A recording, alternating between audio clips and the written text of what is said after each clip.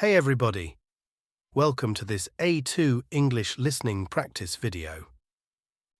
You can use this video to practice your listening and comprehension as I speak. Today we are going to talk about the American Revolution. The American Revolution was the war in which 13 American colonies won their independence. The colonies became a new country, the United States. The revolution began in 1775 and ended in 1783. Chapter 1. Why did the American Revolution begin? Before the 1760s, the colonies had a lot of freedom, even though they were under British rule. The British government was across the Atlantic Ocean, more than 3,000 miles away. The colonies had their own leaders and learned to solve their own problems. Also, because Britain was often at war, it did not always pay close attention to the colonies. In the 1760s, however, the British government tried to take more control over the colonies. One major reason for this change was the French and Indian War. Britain won the war against France, but the war had been very costly. Later, Britain decided that its American colonies should help to pay its debts. Another reason for the revolution was taxes. Britain made the colonies pay extra taxes. A British government, called Parliament, taxed on tea, lead, paint, paper, and glass, coming into colonial ports. The colonists protested against the tax. To keep order, the British government sent soldiers to Boston. On March 5, 1770, British soldiers fired shots into a crowd. Several Americans were killed. This event became known as the Boston Massacre. On the same day as the Boston Massacre, Parliament did away with most of extra taxes. They kept a tax on tea, however. Then, in 1773, Britain made a rule that let a British company sell tea for less money than the local colonial merchants. This event became known as the Boston Tea Party. After that, the British government made rules that were even tougher. The people living in the colonies understood that they needed to work together. In 1774, representatives from each colony, except Georgia, met in Philadelphia. The meeting was called the Continental Congress. The representatives asked Britain to cancel the Intolerable Acts. In response, the British government sent in even more soldiers. Chapter 2. Early Battles. At that time, a lot of colonists believed that they couldn't solve their problems with Britain without a fight. They got ready to battle. They formed groups of soldiers called Minutemen.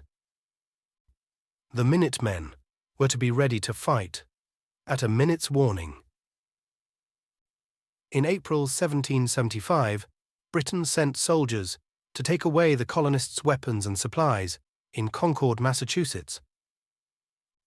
But a group of Minutemen met the British in Lexington, a town on the way to Concord. After a short fight, the British moved on to Concord, but another group of American soldiers made them go back. The battles of Lexington and Concord began the American Revolution. The Second Continental Congress met in Philadelphia in May 1775. It united the soldiers from the colonies to create the Continental Army. It made George Washington the leader of the army. Washington spent months preparing his troops for battle. Meanwhile, The first major battle of the war took place at Bunker Hill, near Boston. Even though the colonists lost Bunker Hill, they felt like winners because the British lost a lot of soldiers.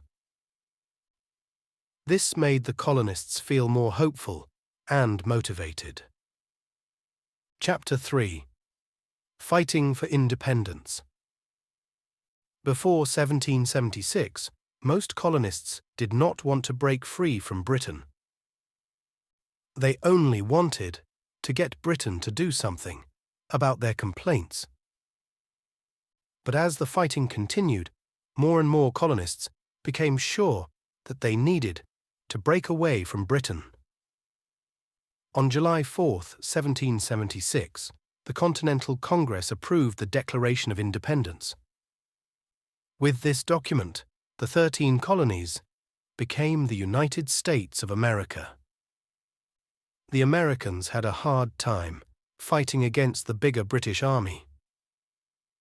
During the summer and fall of 1776, the British pushed George Washington's soldiers out of New York. Americans were driven across New Jersey into Pennsylvania. On Christmas night, however, Washington crossed the Delaware River to return to New Jersey. He had 2,400 soldiers with him, and they soon won important battles at Trenton and Princeton. These wins helped to keep the fight for independence going. The turning point of the war were the battles of Saratoga in New York. On October 1777, General Horatio Gates led the Continental Army to a great victory over the British. Winning the battle played a big part in getting France to join the war on the side of the new United States. France sent ships and soldiers. Chapter 4. Final Battles. During the final years of the war, most of the battles happened in the South.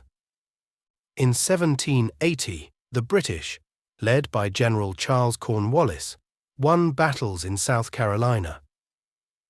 But next year, American and French soldiers surrounded Cornwallis in Yorktown.